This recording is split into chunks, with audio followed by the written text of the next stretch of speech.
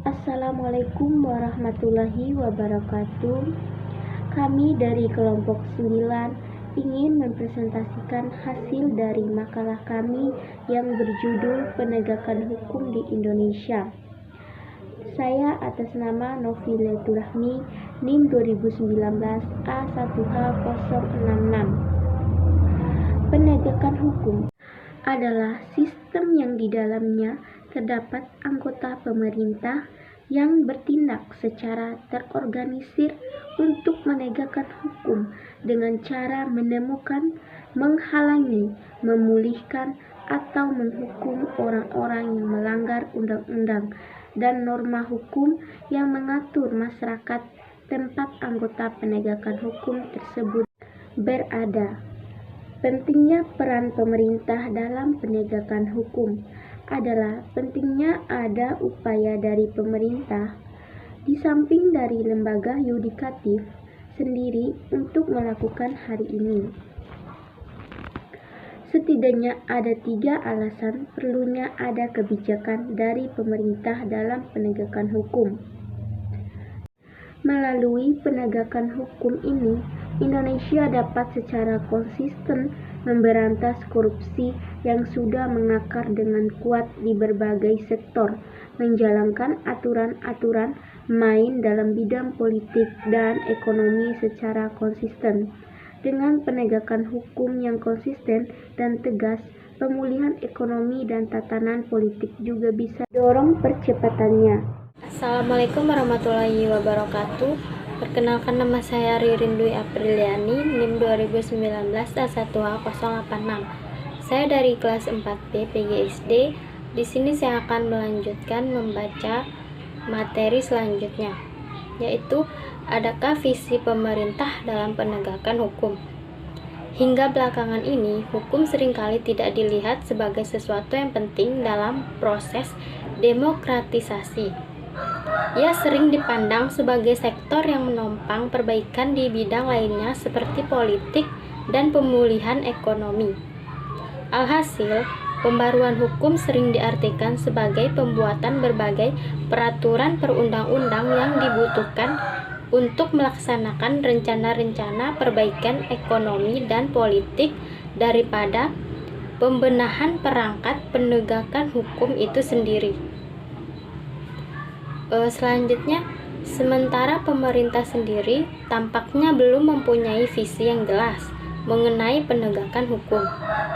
Secara sederhana, asumsi di atas bisa dilihat dari tidak adanya kemauan politik untuk menunjukkan komitmen terhadap penegakan hukum dengan dibiarkannya beberapa koruptor kelas kakap berkeliaran di masyarakat. Assalamualaikum warahmatullahi wabarakatuh. Perkenalkan, nama saya Mita Eliza, NIM 2019 A1H054, kelas B PGSD.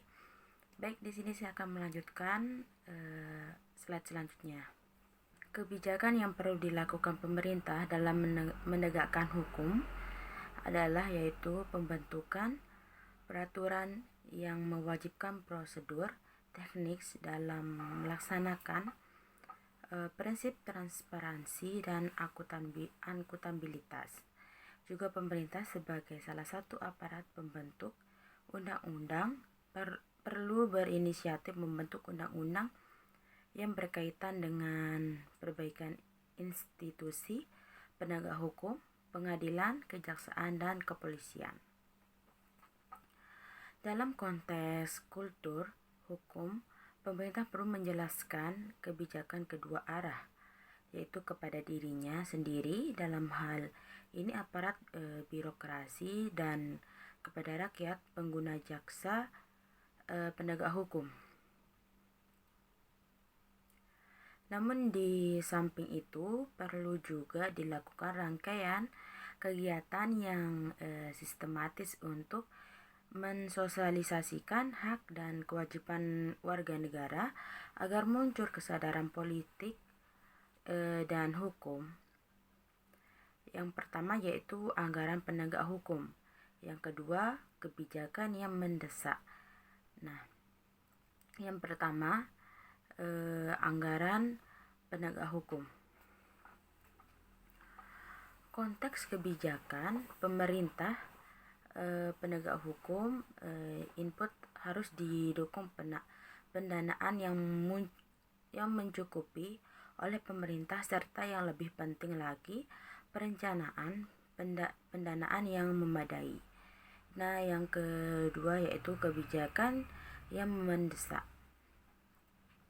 Pemerintah bisa memainkan peran penting dalam mendisiplinkan hakim-hakim yang diduga melakukan praktek korupsi dan kolusi. Selain itu, perlu ada dorongan dalam pembentukan undang-undang yang berkaitan dengan pembenahan institusi pengadilan. Dalam hal korupsi yang tentunya berkaitan erat dengan konsistensi penegak hukum, pembentukan komisi pemberantasan tidak pidana korupsi yang tengah dilaksanakan harus mendapatkan perhatian yang serius dalam pemerintah.